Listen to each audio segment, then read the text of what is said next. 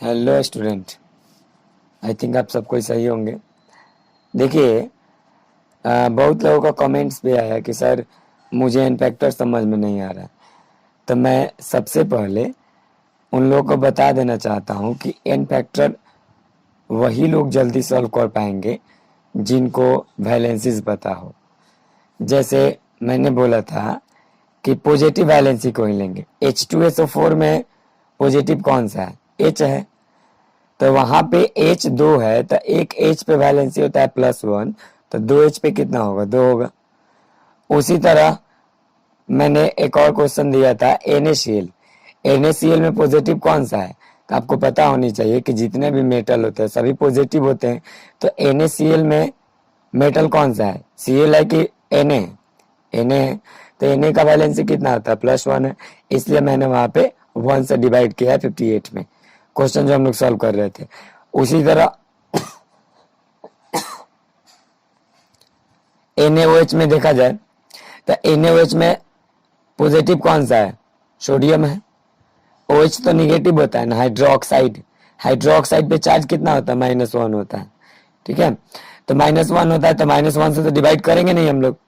तो वहां पे एन फैक्टर हम लोग किसको मानेंगे? तो जो सोडियम का बैलेंसी होगा उसको मानेंगे। तो उसका बैलेंसी कितना होता है? +1। तो इसीलिए हम लोग +1 से वहां पे डिवाइड किए। ठीक है, इस तरह से जितने भी एन फैक्टर आपको प्रॉब्लम्स हो रही है, तो एन फैक्टर वही लोग समझ पाएंगे जिनको बैलेंसी याद है। अगर बैलेंसी नहीं याद है तब तो पॉसिबल नहीं है। इसलिए आप लोग बैलेंसी याद कर लीजिए, तो आपको इजीली एन फैक्टर समझ में आ जाएगा। शॉर्ट फॉर्म में समझ में आएगा जब आप बैलेंस याद कीजिएगा तो। नहीं तो बहुत लॉन्ग टर्म घूमना पड़ेगा आपको। चलिए तो फिर आगे बढ़ते हैं। हम लोग कंसंट्रेशन टर्म में पढ़ चुके थे मोलालिटी, मोलारिटी, मोल फ्रैक्शन, द्रव्यमान प्रतिशत, आयतन प्रतिशत और नॉर्मलिटी। इतना कुछ पढ़ चुके थे। आज हम लोग शुरू करने वाले हैं द्रव्यमान आयतन प्रतिशत। द्रव्यमान आयतन प्रतिशत क्या होता है बच्चों? तो देखो, किसी भी कंसंट्रेशन टर्म में जब हम किसी विलयन का सांद्रण निकाल रहे हैं, तो विलयन का सांद्रण निकालते समय जो विलय की मात्रा होगी वो हमेशा ऊपर होगी, और जो विलयन की मात्रा होगी वो हमेशा नीचे होगी ज्यादातर। कुछ केस में विलायक आता है, सॉल्वेंट आता है कुछ केसेस में, लेकिन ज्यादातर केसेस में सॉल्यूशन ही आता है और ऊपर सॉल्यूट ही आता है। तो हम लोग का जो अगला टर्म है, जितना नंबर होगा आप लोग देख लीजिएगा, द्रव्यमान आयतन प्रतिशत। तो द्रव्यमान आयतन प्रतिशत क्या है? इसको शॉर्ट फॉर्म में बोलते हैं M/V परसेंटेज। M का मतलब होता है मास, V का मतलब होता है वॉल्यूम। देखो यहाँ पे M का मतलब W भी हो सकता है, वेट। ठीक है, तो मास और वेट में फिजिक्स में डिफरेंट है, लेकिन केमिस्ट्री में मतलब एक ही होता है। अब यहाँ पे मास अपन वॉल्यूम जो है, यानी द्रव्यमान आयतन प्रतिशत, द्रव्यमान by volume, mass by volume, द्रव्यमान बटा आयतन प्रतिशत। इसमें होगा क्या बच्चों? तो इसमें होता क्या है, इसका डेफिनेशन अभी आपके सामने स्क्रीन पे होगा, आप लोग इसको नोट डाउन कर लीजिएगा। परिभाषा दे दिया गया द्रव्यमान आयतन प्रतिशत का। इसका फॉर्मूला क्या कहता है? देखिए आपके सामने फॉर्मूला भी आ जाएगा। फॉर्मूला कहता है कि विलय की मात्रा वो भी ग्राम में होनी चाहिए। किस चीज में होनी चाहिए बच्चों? ग्राम में। विलय की मात्रा ग्राम में बटा विलियन का आयतन इन ml, यहाँ पे मिलीलीटर में होना चाहिए, इंटू 100, क्योंकि परसेंटेज निकाल रहे हो। M/V percentage is equal to विलय का मात्रा ग्राम में होनी चाहिए, अब विलियन का आयतन ml में होनी चाहिए। देखो बच्चों, यहाँ पे ml के बदले सेंटीमीटर क्यूब भी हो सकता है। तो सेंटीमीटर क्यूब जो होता है, 1 centimetre cube is equal to होता है 1 ml।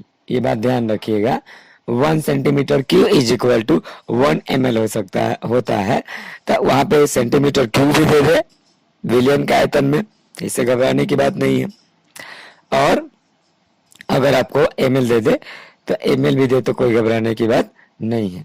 ठीक है, दोनों का मतलब आयतन ही होता है। आयतन में आयतन को मेजर किया जाता है ग्राम सेंटीमीटर, सॉरी, केवल सेंटीमीटर क्यूब और एमएल में। 1 ml is equal to 1 centimetre cube होता है, ये बात ध्यान रखेंगे आप लोग। तो बच्चों, अगर विलय का द्रव्यमान ग्राम में देगा तो विलयन का आयतन भी एमएल या सेंटीमीटर क्यूब में होनी चाहिए। अगर नहीं है, केजी में है, तो ऊपर वाले को आपको चेंज कर लेना है ग्राम में। अगर नीचे वाला एमएल में नहीं बल्कि लीटर में दिया है, तब आप इसको एमएल में कन्वर्ट मिली सॉरी लीटर में कन्वर्ट कर लोगे। तो सिंपल सी बात, आपको पता भी है कि हम लोग लीटर में कन्वर्ट करने के लिए क्या करते हैं, ये पहले आप लोग देख चुके हैं। चलिए, तो फिर आपके सामने फॉर्मूला है। मान लीजिए क्वेश्चन दे दिया आपके पास कि किसी, समझ में आ गया बच्चों? विलय तो सबको पता है कम होता है और विलयन की मात्रा अधिक होती है। तो ज्यादा देर नहीं करते, क्वेश्चन ले लेते हैं। किसी विलयन में सामने स्क्रीन पे आपके क्वेश्चन आ गया होगा, तब आप इसको सॉल्व कर सकते हो। 5 ग्राम विलय की मात्रा दी गई है, NaCl है 5 ग्राम, और आपके पास H2O की मात्रा 40 ml है, तब आप शायद सॉल्व कर सकते हो। तो 40 ml है, तो फॉर्मूला क्या है बच्चों? सॉरी, यहाँ पे 40 ml विलयन का आयतन है, तो फॉर्मूला है विलय की मात्रा M/V percentage is equal to विलय की मात्रा 5 ग्राम और विलयन का आयतन 40 ml इंटू 100 हो जाएगा। 10 से 10 कैंसिल हो गया, यहाँ पे 4 बच गया, यहाँ पे 10 और यहाँ पे 5 बच गया, तो फिर 2 हो गया और फिर यहाँ पे 5 हो गया, और फिर यहाँ पे कितना बच गया आप लोगों के पास? 5 into 5 is equal to 25, 25/2 is equal to 12 2 से कितना होता है? 24 24 1 0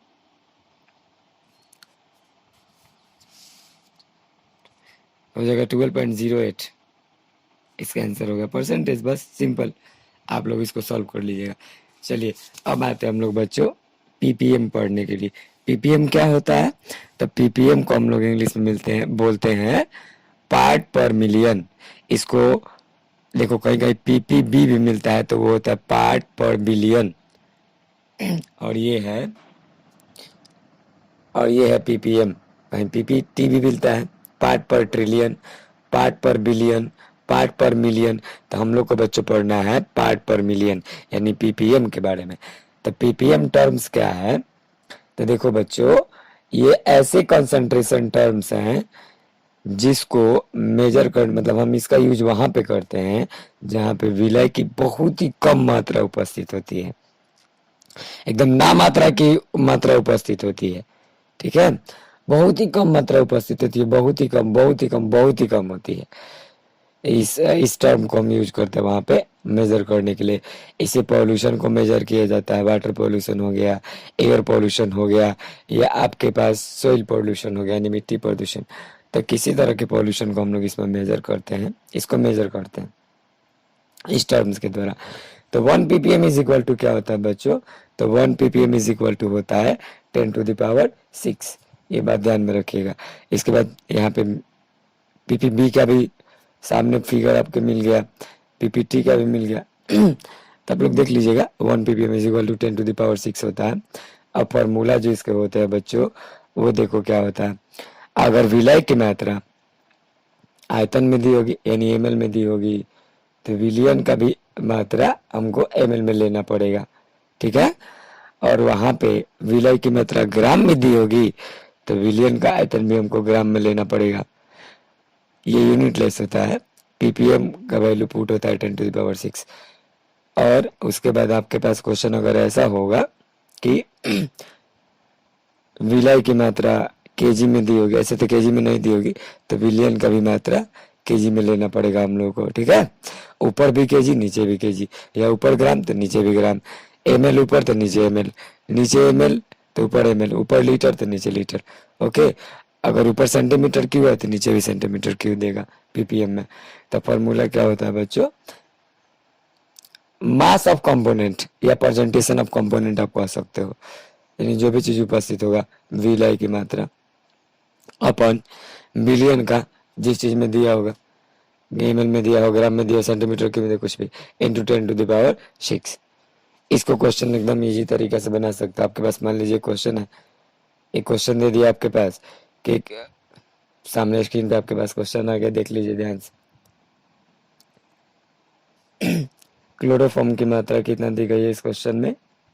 क्लोरोफॉर्म का फॉर्मूला आपको पता है, CHCl3 की मात्रा दी गई है 0.005 ग्राम। और कितना दे रहा है, एयर, कितने एयर में कंटेंट है, वो कितने एयर में मिला हुआ है, तो दिया है मान लीजिए 100 ग्राम एयर में वो मिक्स है। अब इसका पीपीएम में कॉन्सेंट्रेशन निकाल लेना है। तो बस सिंपल सी बात है, आप यहाँ पे पुट कर लो वैल्यू, पुट करके बना के मेरे को आंसर बताएगा अगले लेक्चर में।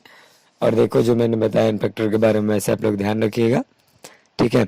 एक दो बार उस लेक्चर को पढ़ लीजिए, और नहीं भी समझ में आता है तो ज़्यादा बेटर होगा, हम क्लास में उसको क्लियर कर देंगे।